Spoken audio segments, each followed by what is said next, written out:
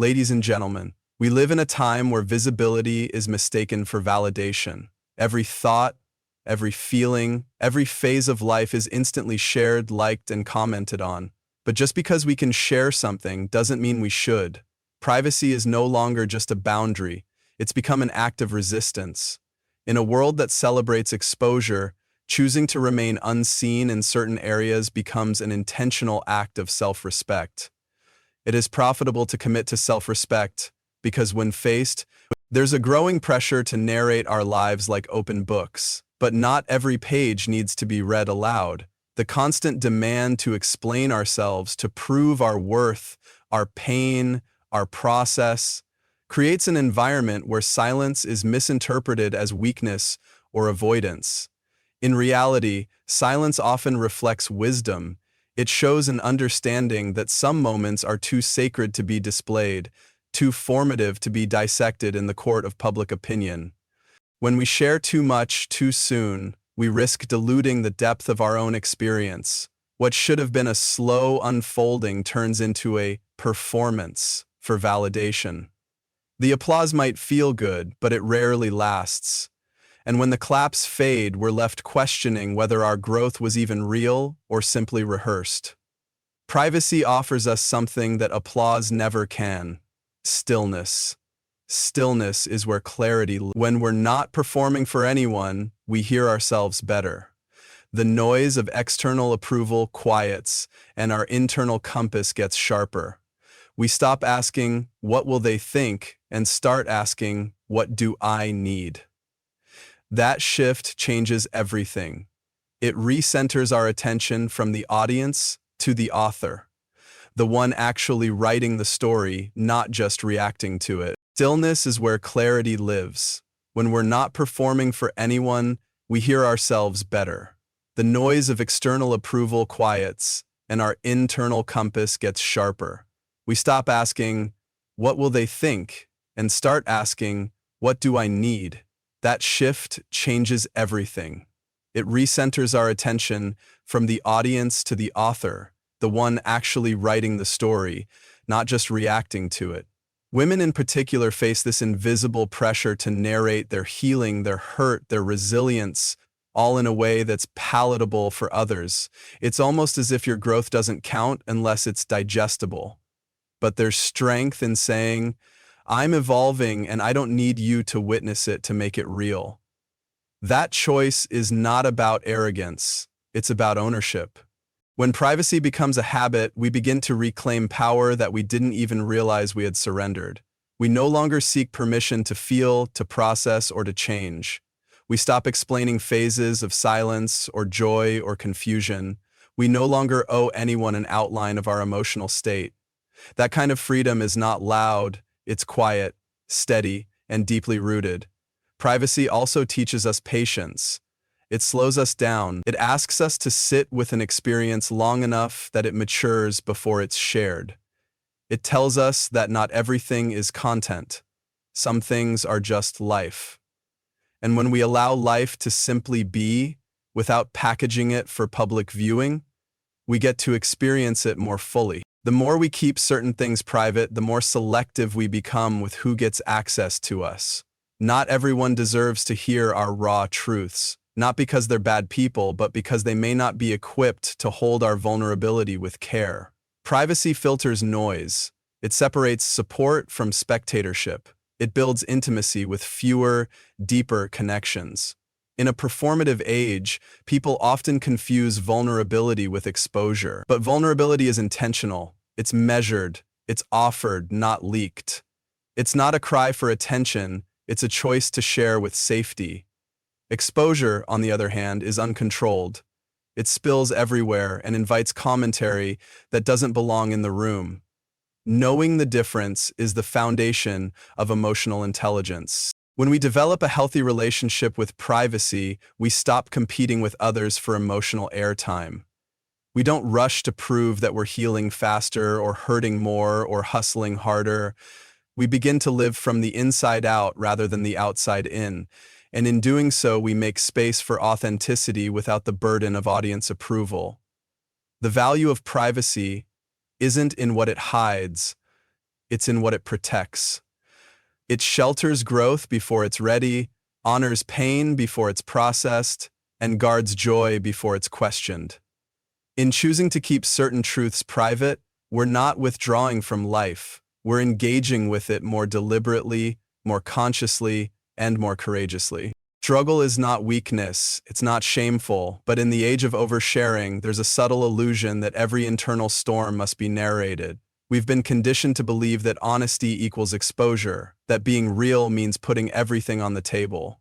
Yet the deepest truths of our inner battles often lose their power when explained too soon, too publicly, and too widely. There's a sacredness in privacy, especially when it comes to pain. Not all wounds want to be witnessed mid-bleed. Some need the quiet of solitude, not the scrutiny of an audience. The pressure to share can sometimes become a second wound, an added layer of discomfort that makes the original pain harder to sit with. When we take our inner struggles and place them into the hands of an undefined public, we lose control of the narrative. Words are misinterpreted, intentions are questioned, and vulnerability becomes entertainment. The world doesn't always respond to pain with compassion. More often, it responds with curiosity, judgment, or silence. The truth is, not everyone deserves to hear your heartache, not because your struggle isn't real, but because your healing process is not theirs to consume. Sharing isn't always connection, it can also be transaction. And when our struggles are offered as currency for attention or sympathy, we lose the intimacy of true healing. The need to be seen is real, it's human, but visibility is not always safety. Sometimes being seen too soon can make us feel even more alone. When we speak before we're ready, when we share from a place of instability, we risk reinforcing our own insecurity. It's not the sharing that heals, it's the processing that comes before it. There's also a cost to becoming your own spectacle. When we constantly narrate our low moments, we start to perform them. We begin to shape our struggle into something understandable, bite-sized, likable. But real struggle is messy, non-linear, and not always explainable. When we're more focused on making it relatable, we sacrifice its rawness. Privacy isn't hiding, it's holding. It's the act of cradling our emotions long enough that they settle into clarity. When we keep something to ourselves, we're not suppressing it, we're preserving it. We're giving our inner world the respect of not being rushed, the grace of not being picked apart by people who haven't earned the right to witness it. There's a difference between support and spectatorship. Many people will listen to your struggle not out of care, but out of curiosity. They don't know what to do with your pain, they just want to know it exists. That kind of audience drains more than it gives. Real support doesn't demand explanations. It offers presence without pressure. And there are moments when silence is the strongest boundary you can create. Not responding to questions, not offering details, not feeling obligated to make your darkness digestible for others. Silence says, "This is mine, not yours. This is not a show, this is my soul. And I choose who sees it and when." Women especially are taught to be emotionally accessible, to be open, relatable, nurturing. But emotional accessibility doesn't mean emotional exposure. You can be honest without being open, you can be strong without being on display. Your story doesn't need a stage to be real. Protecting your inner struggle allows it to evolve privately, without interference. Without the noise of opinion, you begin to hear your own insight. You begin to trust your own process. And instead of outsourcing your peace to the approval of others, you begin to build it from within. Not every tear needs to be witnessed to be validated. Not every battle needs a banner. Sometimes the most courageous thing you can do is feel deeply and speak selectively. Because when you protect your pain, you're not just guarding your heart, you're guarding your transformation. Growth is often loud in its outcomes, but quiet in its process. There's a tendency today to narrate every step of personal evolution, to explain what hurt us, how we healed, and who we became in the end. But the truth is, transformation doesn't need an audience to be valid. Growth isn't more real just because it's visible. In fact, the most authentic shifts often happen away from the noise. There's power in not explaining yourself, in resisting the urge to provide context, in allowing others to wonder, misunderstand, or speculate while you simply continue becoming. When we constantly share the backstory of our growth, we unintentionally seek permission to change. But growth isn't a group decision, it's a personal declaration. Some stories lose their meaning when overly explained. The more we try to make others understand, the more we simplify what was actually complex and sacred. Growth is rarely linear. It doesn't always make sense, even to us. So trying to turn it into a neat narrative often does more to comfort others than it does to honor ourselves. People don't always need to know what happened in the chapters you closed. Sometimes it's enough to say, "I'm not who I used to be," and let that be the entire sentence. Silence is not secrecy, it's sovereignty. It means you're more committed to your becoming than you are to anyone's approval of the journey it took to get there. The need to over-explain is rooted in fear. Fear of being seen as inauthentic. Fear of leaving people behind. But growth will always create distance between who you were and who you are. That distance doesn't need to be filled with explanation. It needs to be honored with space. We don't owe anyone a guided tour through our past. The scars, the triggers, the breakdowns, these are not exhibits. They are memories that shaped us, not materials for performance. There's something deeply liberating about saying less and becoming more, letting your actions, your energy, your presence speak for the transformation that took place. When we withhold the full story of our growth, we create boundaries. We tell the world, you don't need to see everything to respect something. That boundary creates safety. It filters who gets close. It preserves the sacredness of what was once fragile.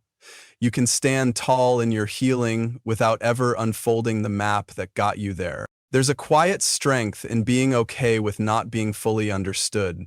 To change and to not feel obligated to prove why. To choose peace over clarity. To let go of the need to control how others perceive your path.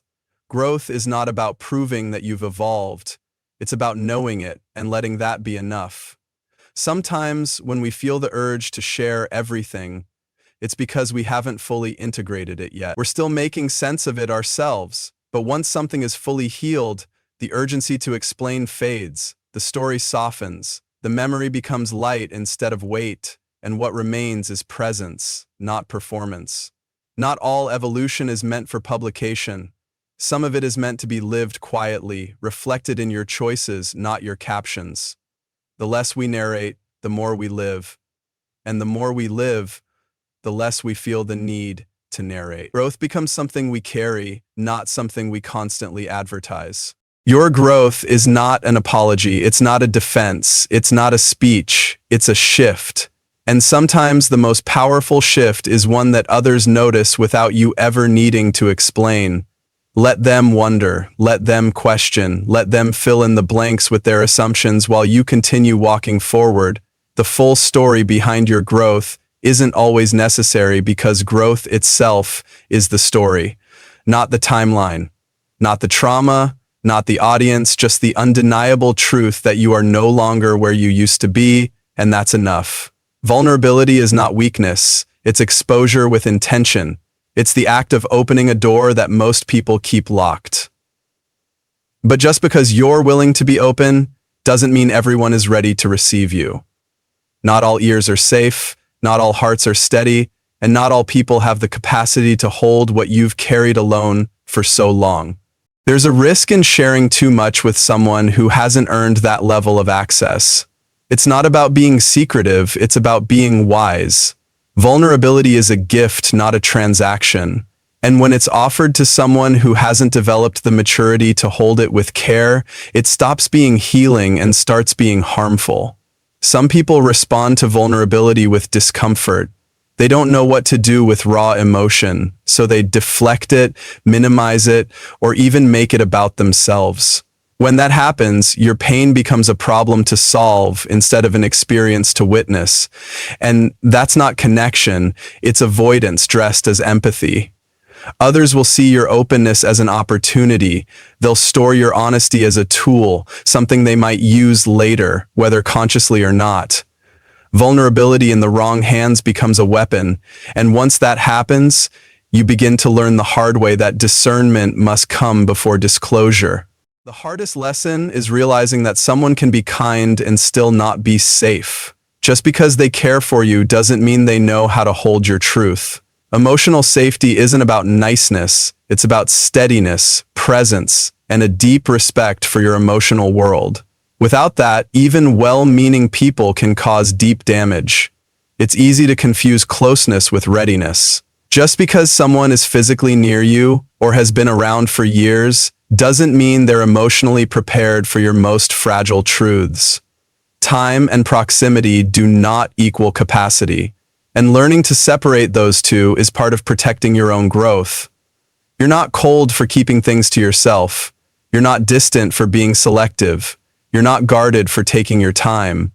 You're responsible. You're intentional. You're protecting a part of yourself that took too long to understand and too much effort to repair. That kind of protection is strength in its most quiet form. There's a difference between being vulnerable and being emotionally reckless. Vulnerability requires trust, timing, and safety. It doesn't mean dumping your pain anywhere there's a listener. It means choosing who has proven they can sit in silence with you and not flinch, not fix, and not flee. People show you who they are by how they respond to the softest parts of you. Do they hold space without needing answers? Do they validate without rushing to solve? Do they listen without making it about their own pain? Your answers to these questions shape who earns access to your unfiltered self. Vulnerability becomes a sacred language when spoken to someone fluent in presence, someone who doesn't need to understand every detail to stand beside you, someone who sees your tears as a sign of strength, not drama, someone who can witness your storm and not make it about their own discomfort. It's not your job to teach someone how to handle your heart. That's something they bring with them, something life has either shaped in them or hasn't. And if they haven't yet built the emotional muscles to carry your truth, it's not a rejection of you. It's a reflection of where they are on their own journey. Not everyone can hold the weight of your vulnerability, and that's not a failure, it's a filter. It reveals who is willing to sit in the dark with you without needing the lights on. It teaches you that emotional safety is not given freely, it's earned slowly, and once earned, it must be honored fiercely. Self-worth is not something you find in someone else's approval. It's not something handed to you by applause or granted through admiration. It's something you build slowly, intentionally, and quietly. It doesn't come from being seen. It comes from how you see yourself when no one is watching. The moment your value becomes dependent on how others treat you, you hand over the pen to your own story. You let someone else decide what you're worth, and people, no matter how kind, are inconsistent. Their moods shift, their focus drifts, their attention moves. If your self-worth rides on their reactions, your foundation will constantly shake. Validation feels good, but it's not food. It's flavor, not nourishment. It can encourage, but it can't sustain. The real nourishment comes from doing the work of seeing yourself clearly, from building an inner relationship that doesn't crumble every time you're misunderstood or overlooked. We're taught to chase worthiness through achievement, through appearance, through relationships, but none of these things create worth, they just decorate it. And decorations can be taken down, ignored, or replaced. When the praise fades and the attention shifts, you're left with one thing: the truth of how you see yourself in the silence. There's a difference between being admired and being anchored. Admiration comes and goes, it's reactive. Anchoring happens when you've grounded yourself so deeply that the waves of opinion don't drag you under. Self-worth built internally doesn't mean you stop caring what people think. It means their opinions don't define your identity. Too often, people mistake performance for value. They believe that being useful, impressive, or pleasing makes them worthy. But usefulness is not identity. Productivity is not personhood. The moment you have to earn your right to exist by being impressive, you become a prisoner to performance. Real self-worth is rooted in the uncomfortable, unglamorous moments when no one is clapping. It's forged in the mornings you get up when you don't feel like it, in the choices you make when no one will notice, in the way you treat yourself when everything feels heavy. These moments but they transform. The danger of chasing external validation is that you never feel complete. You could be praised one day and questioned the next. You could be loved today and forgotten tomorrow. External approval is a moving target, and when your identity depends on it, your peace does too. You become free the moment you stop performing for worth. When you no longer need to explain, impress, or earn your value, you reclaim your energy. That energy then gets invested into becoming rather than constantly proving. You begin to grow, not because you're trying to be enough, but because you already know you are. There's a quiet dignity in self-assurance. You stop over-explaining. You stop seeking confirmation. You stop needing everyone to understand. You walk into rooms differently. You speak more clearly. You hold boundaries more firmly. Because when your value is built internally, it doesn't tremble at someone else's confusion. Building self-worth is not about never feeling insecure. It's about not letting insecurity steer the ship. It's about recognizing the voice of doubt and choosing not to obey it. It's about knowing that your fears don't define your future and that you are more than the worst thing you believe about yourself. No compliment can replace the work of self-respect. No attention can substitute for the quiet knowing that you are enough. No command can substitute for the quiet knowing that you are enough. Because when that knowing lives inside you, you stop needing the world to echo it back for it to feel true. Power doesn't always announce itself. It doesn't always take the microphone, command the stage, or dominate the room.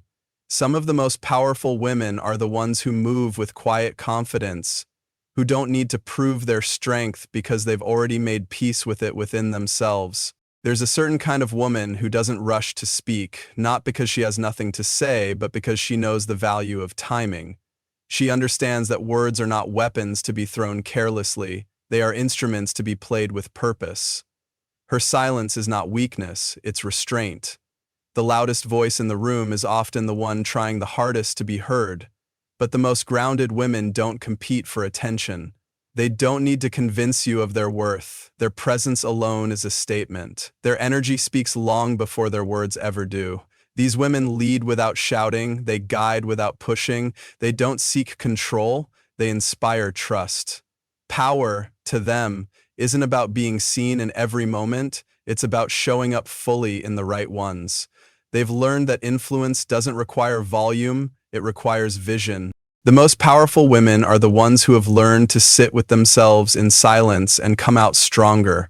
They've navigated doubt, loss, uncertainty, not in front of an audience, but in the privacy of their own reflections. Their strength isn't performative, it's cultivated. You won't always spot them at the center of the spotlight. Sometimes they're in the back, observing, thinking, building. They're not driven by attention, they're driven by alignment. Their decisions are intentional. Their actions are grounded. Their lives are built from the inside out. They don't need to dominate conversations because they know how to listen, and listening is a forgotten form of power. It allows them to understand before reacting, to respond without reactivity.